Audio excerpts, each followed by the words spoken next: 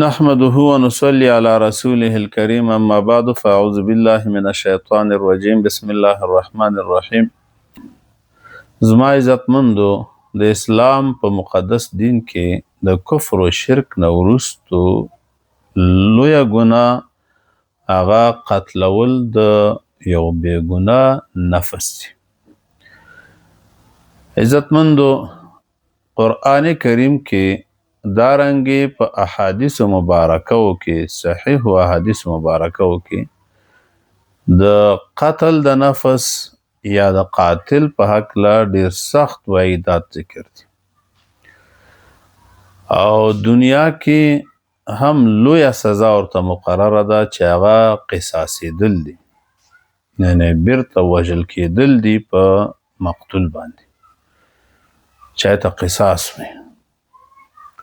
ان النفس بالنفس قرآن کریم وی کتب علیکم القصاص، دا دنیوی جزا او دا جرم د الله رب العزت په نس کې لوی جرم دی.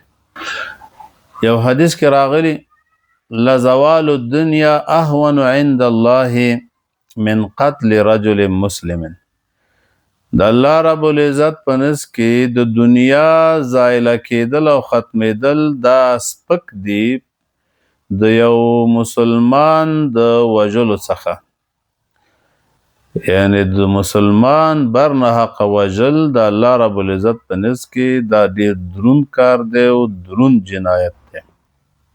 الله مې څنګه وساتي. عزتمندو د مسلمان وژل دا حرام دی، قطعی حرام دی.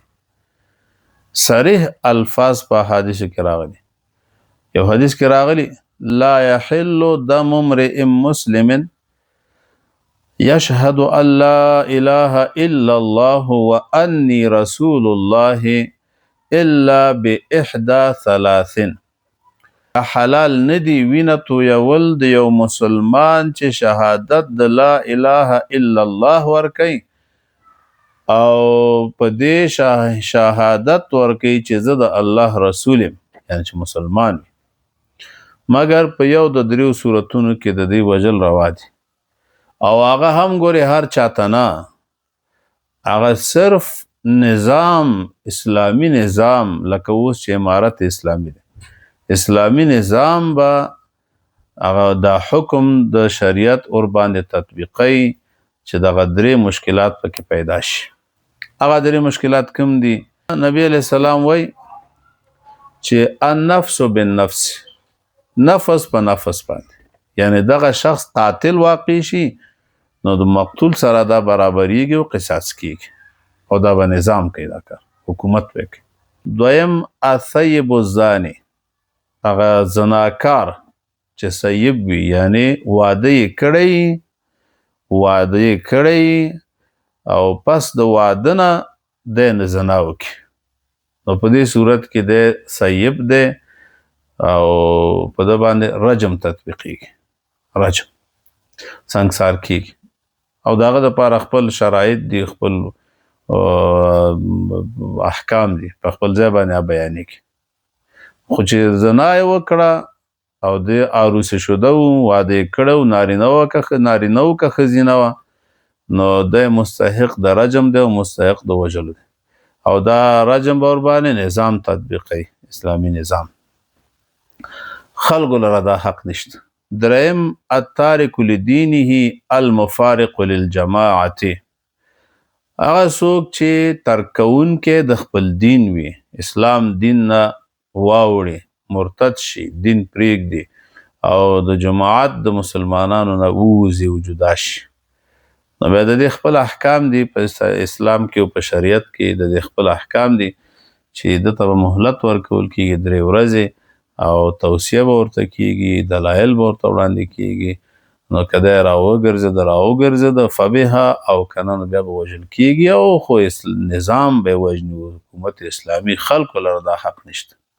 او نورو حدیثو کې هم سخت وعیدات راغلي دي، حدیث کې خو فقط د حرمت خبره راغله چې حلال نه دی او دارنګې د قرآن کریم آیاتونو کې هم له د قتل څخه سخته منع راغلي، لکه څنګه چې د شرک نه منع راغلي دارنګې د قتل د نفس نه هم منع راغلي. ولا تقتلوا النفس التي حرم الله الا بالحق، کوم ځای کې چې الله رب العزت احکام ذکر کوي یا د شرک نه منع کوي نو هلته ورسره د قتل د نفس نه هم منع کوي.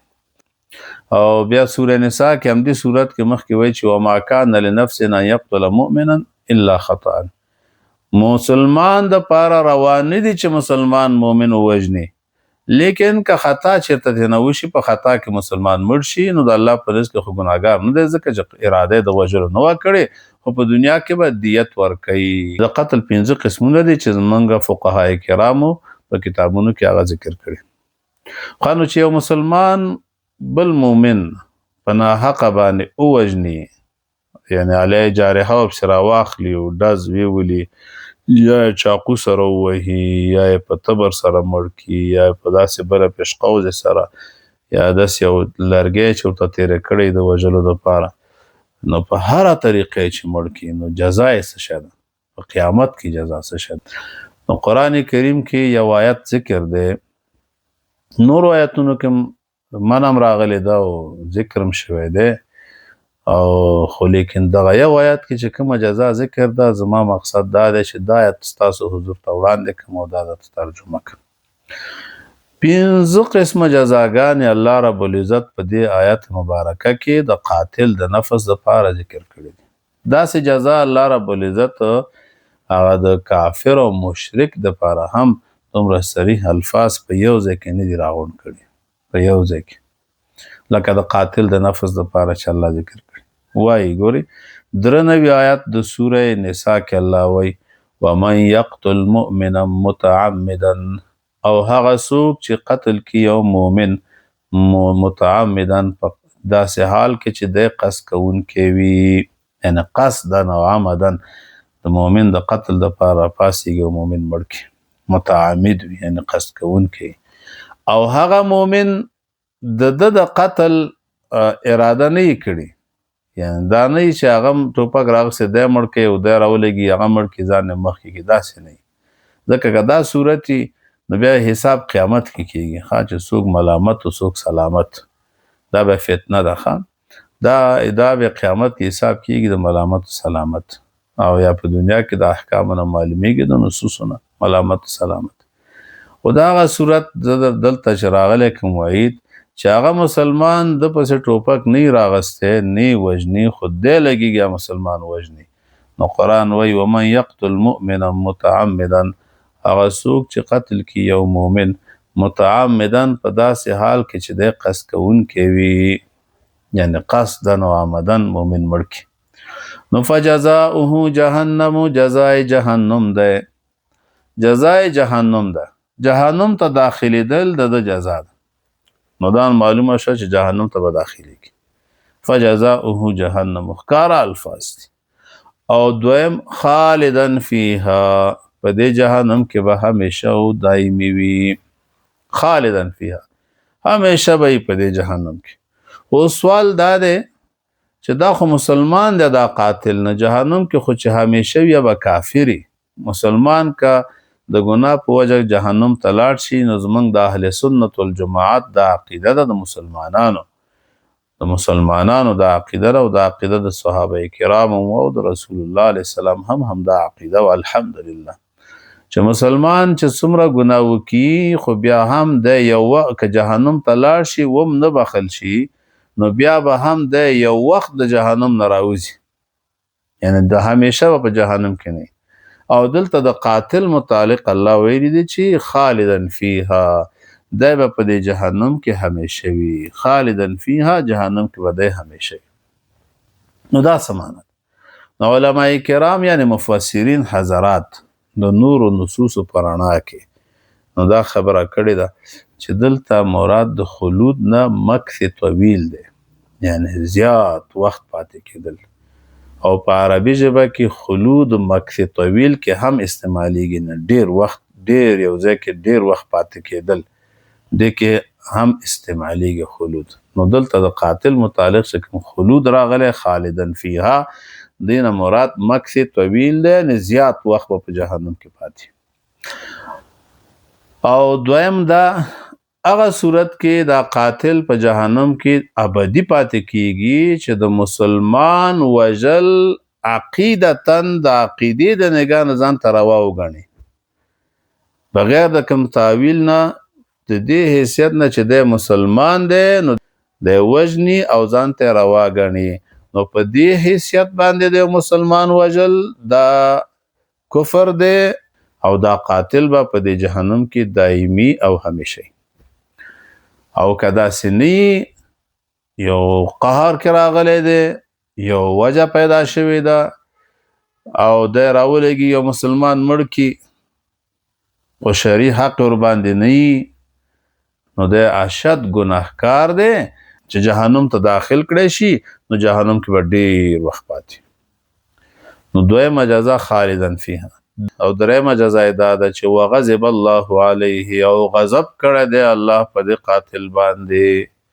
نو قاتل دا مغضوب علیه دی، دا مغضوب علیه د کافرانو متعلق را دي چې دا مغضوب علیهم دي، او د دې قاتل متعلق هم دا جزا ذکر ده. ولعنه، او لعنت کړی الله په د باندې څلورمه جزا، څلورمه جزا ولعنه، او الله ور باندې لعنت کړی دی، د الله په لعنتونو کې گرفتار دی، ملعون دی دا قاتل. قاتل ملعون دی چې څوک قتل کوي، الله رب العزت طرف نه دی ملعون.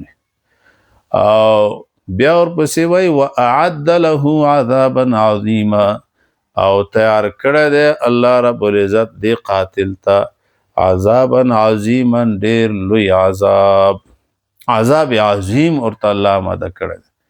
یعنی قیامت کې د وضعیت ډیر خراب دی قاتل، خدای هم دې وساتي. او د قتل نه باید مسلمان بیخي ځان وساتي، ډېره لویه ګناه ده. تر څو چې واجب شرعي نه شریعت روا کړی نه یو مسلمان وجل، نو د مسلمان وجل څه کوي چې د نفس وجل حرام دی، نفس وجل چې شرعاً روا نه او مجاز نه، شریعت جواز نه ورکړی. د دې یو نفس وجل الله رب العزت په نس کې داسې دی لکه ټول انسانان چې څوک مړ کړي. قرآن کریم کې سوره مائده کې الله وایي انه من قتل نفسا بغیر نفس فكأنما قتل الناس جميعا. الله رب العزت دا خبره کړې ده چې هر هغه څوک چې قتل کی یو نفس بغیر د نفس نه، یعنی سمانه بغیر د قصاص نه، بر نه حق یو نفس قتل کی بغیر د موجب شرعی نه یا بغیر د شرعي جواز نه د قتل کی، نو فکأنما قتل الناس جميعا، نو داسې ده لکه د چې ټول خلق وجلي، فکأنما قتل الناس جميعا. ومن احیاها، او چې څوک ژوند ورکي یو نفس ته، د سبب د ژوند د یو نفس شي، یو نفس یې ژوند ورکړل، د سبب شو دغه د ژوند د پاره ظاهري سبب شو، په معرض د هلاک کې خدای سبب د نجات شو، نو فکأنما احیا الناس جميعا، دومره زیات ثواب ورته الله ورکړ گویا کې د ټول خلکو ته ژوند ورکړ. نو د یو نفس وجلې دا د ټولو خلکو وجلو سره برابر کړ، او د یو نفس د ژوند سبب کېدل دا د ټولو خلکو د ټولو انسانانو د ژوند سبب جوړېدلو سره الله معادل کړو، برابر کړ. الله رب العزت دې موږ او تاسو ټولو ته د عمل کولو توفیق راکړي، او الله دې زموږ لاسونه د مسلمانانو د وینو نه پاک وساتي. او قیامت کې ګوره دا یو خبره او حدیث ته چې نبی علیہ السلام وایي چې قیامت کې به دا مقتول یو لاس کې خپل سر نیولی او بل لاس کې بل لاس سره به قاتل نیولی، او محشر کې به راوړي الله رب العزت ته، او ورته به وایي چې یا الله دې سړي زه قتل کړم، پوښتنه ترې نه وکړه چې ولې قتل کړم. یو ده، او بله دا نبی علیہ السلام وایي قیامت کې چې حساب کیږي د ټول د خلکو په منځ کې چې کوم حقوق حساب کیږي، نو په ټولو کې اول به د دماء د وینو حساب کیږي چې دا وینې ولې تویې شوي دي، یو مسلمان ولې وژل شوی دی، د دې حساب په ورځ قیامت کې کیږي. نو الله رب العزت دې موږ تاسو ټولو ته توفیق د عمل راکړي د صالح اعمالو، او الله دې د ګناهونو څخه وساتي. اقول قولي هذا استغفر الله لي ولكم ولسائر المسلمين.